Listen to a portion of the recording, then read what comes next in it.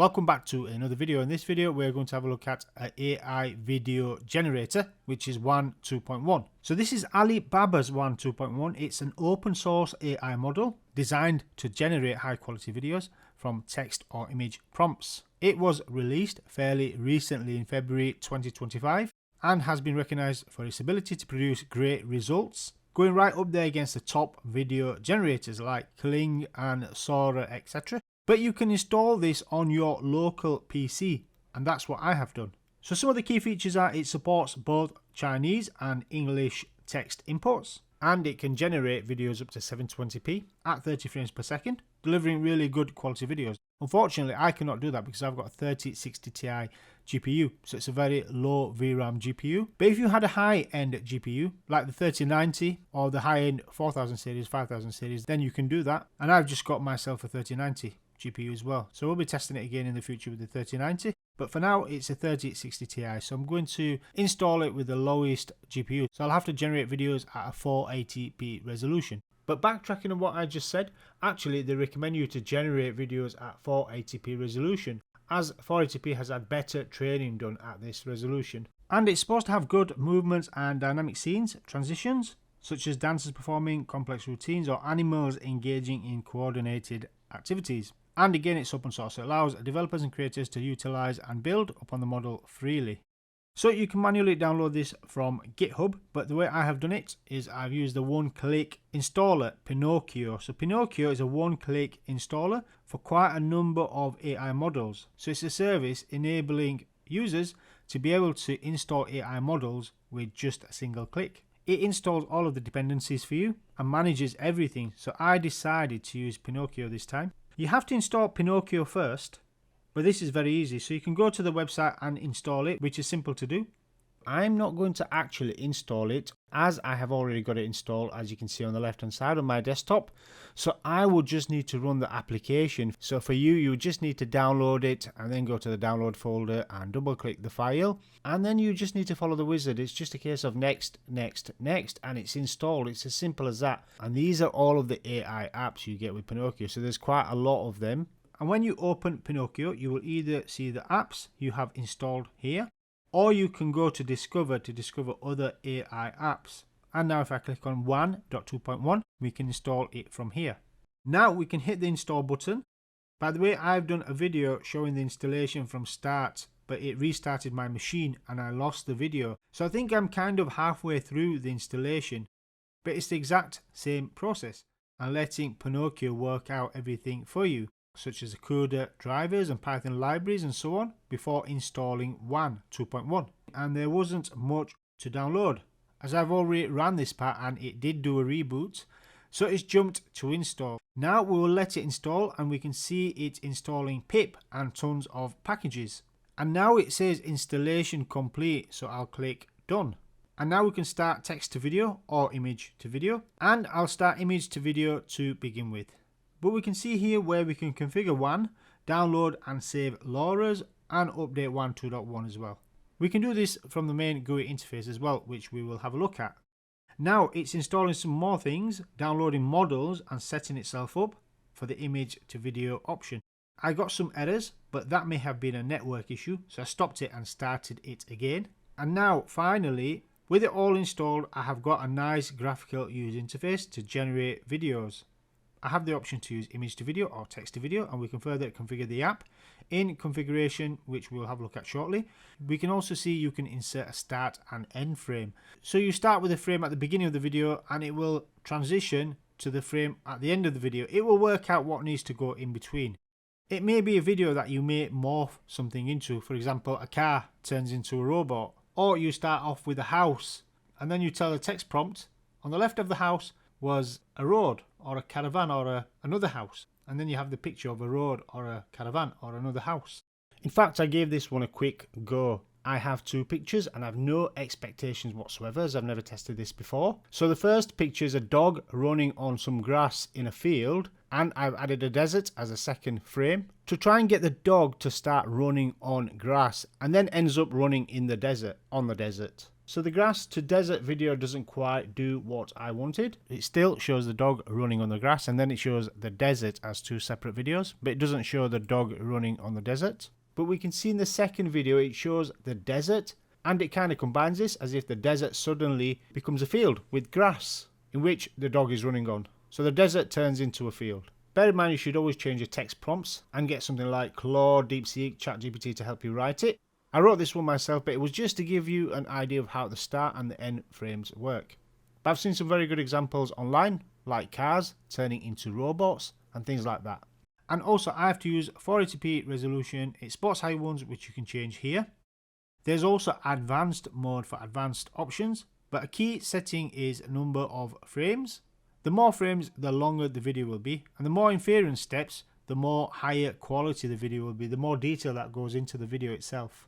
But bear in mind, both of these, if you make them higher, the video will take a lot longer to process, which will be quite a challenge on my 3060 Ti. It will probably already take 30 minutes, but increasing this, it could take an hour or longer.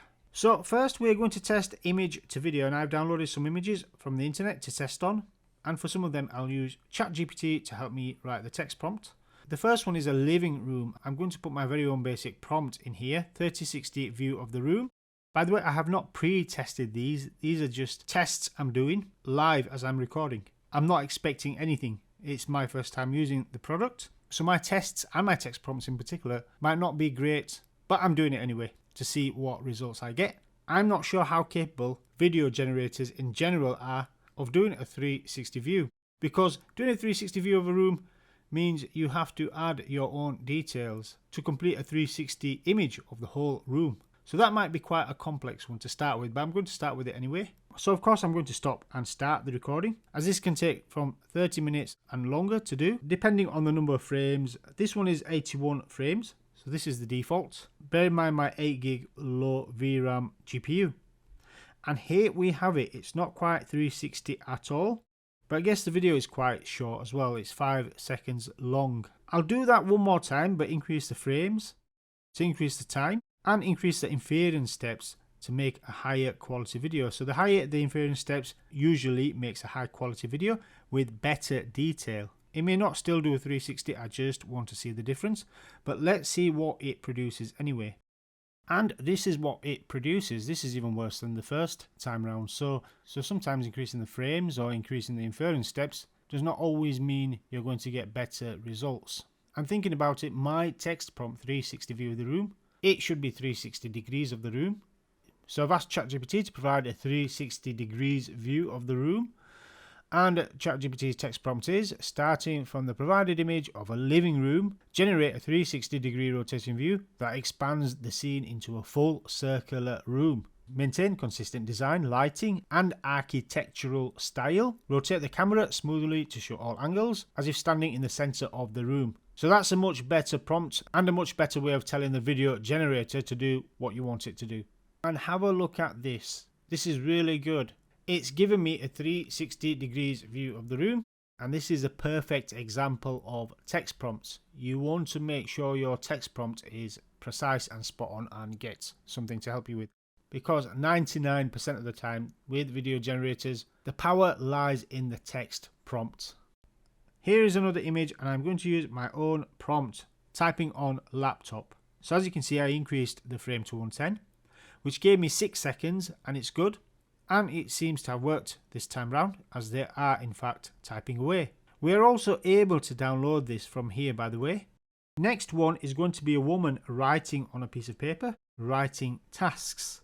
I reduced the frames, so I only gave it 4 seconds. Maybe that should have been a longer video as well, but it's my 3060 Ti graphic card. It's struggling to process these. I have to wait at least 30 minutes. So a woman is going to write on a piece of paper with a pen. The pen shows neatly written tasks like book holiday, learn AI and buy groceries. A cup of coffee sits beside her and a laptop is open nearby. The warm lighting and cozy settings suggest a productive and thoughtful moment. And here is the result. To be honest, she's not typing any of those tasks like book holiday, learn AI and buy groceries, but we can see right in the bottom corner is a cup of coffee, but there is no laptop. So it's kind of done it, but it's not done it perfectly. By the way, there's a new AI product out. It's called Video T1.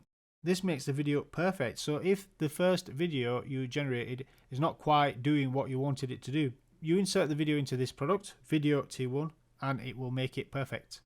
So that product is called Video T1. And that clearly shows that this is a common thing with AI video generators. They're not perfect. They are very dependent on text prompts.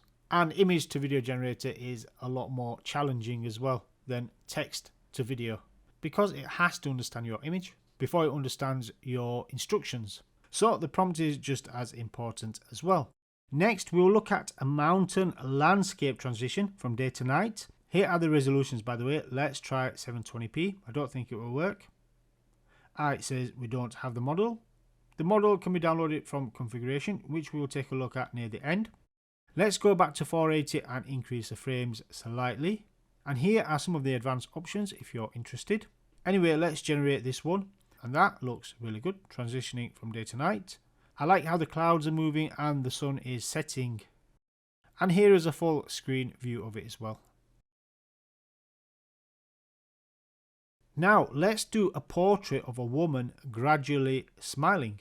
And let's generate that. So she's going to do a head tilt as well. And here is the result. There is not much of a head tilt, but she certainly blinks and smiles as per the text prompt. Let's do a tree in autumn begins shedding its leaves. Now let's play the video.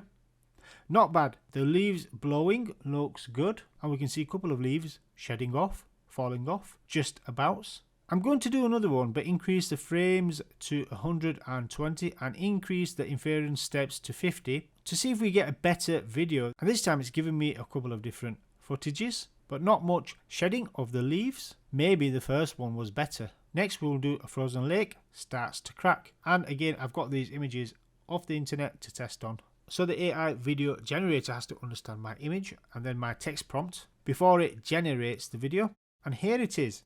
Well, the lake was not frozen in the first place. So that's really good because we can see broken ice on the lake cracking. That have been cracked. Next, let's do a futuristic cityscape. I have added an image of Dubai. And here's the result. Not great to be honest, but probably because I have gave it a bad image. So let's try New York instead. And here is New York. A bit better. Now I'm going to do a book opens by itself. Now here's the video. It doesn't actually open. So that was a miss. By the way, sometimes you have to do 2 or 3 more attempts and then it may get it right. Or you may have to change the prompt instead. So we have looked at image to video. Let's look at text to video. Now top left, I'm on the text to video option. And let's go with the default. It gives me this large octopus, bottom of the ocean by default. So let's generate the large octopus.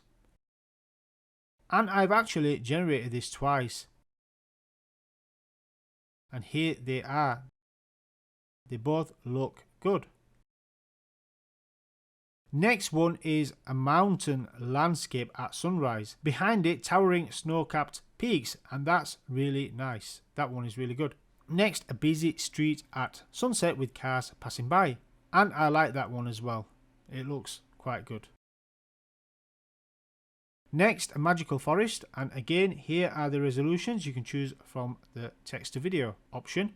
And that looks good and quite magical. We can see the gentle waterfall down the rocks, but I don't see any fairies or unicorns. And I have generated this one twice. Let's take a look again. Let's move on. A vibrant coral reef under the water. We can see dolphins as per the prompt. We don't see the turtles. Let's do a time-lapse video of a city at night. I do like this one. We can see moving cars and flashing billboards as per the description. Next, a spacecraft gliding through cosmos. And that looks really good apart from the spaceship is not moving. So let's generate that one again and see what we get the second time. And that's much better. The spaceship this time is moving closer to the planet as per the prompt. So this is an ideal example of where you may want to generate a few times. And the last one, let's do a coffee shop prompt and see what we get. So I'll do 2 of these. And the first one is quite accurate, a wooden floor, and the barista is actually making a drink behind the counter. The barista seems to be missing in the second one. But with both, you can just about make out that the windows are wet. More the first one than the second one maybe, with the rain tapping gently. You've got to bear in mind that it's a 480 resolution video, so I'm sure if it was a 1080p it would be a bit more clear. And finally, here is the configuration settings where we are able to download other models. So I have the smallest model with a tick box, but let's go with this one, which requires more RAM, which I know is not going to work, but let's give it a go anyway. So here are the text to video and image to video models. You want to choose the biggest model only if you have a 3090 GPU from the NVIDIA range of GPUs anyway, or any of the high-end 4000 or 5000 series GPU. I think 24 gig or higher of VRAM. And here we go, it complains about my 3060 Ti GPU. However, it's not all doom and gloom. I have a new 3090 GPU arriving through the post in the next couple of days, so I look forward to what that can do with these AI models. And that's it for this video. That's an overview of WAN 2.1.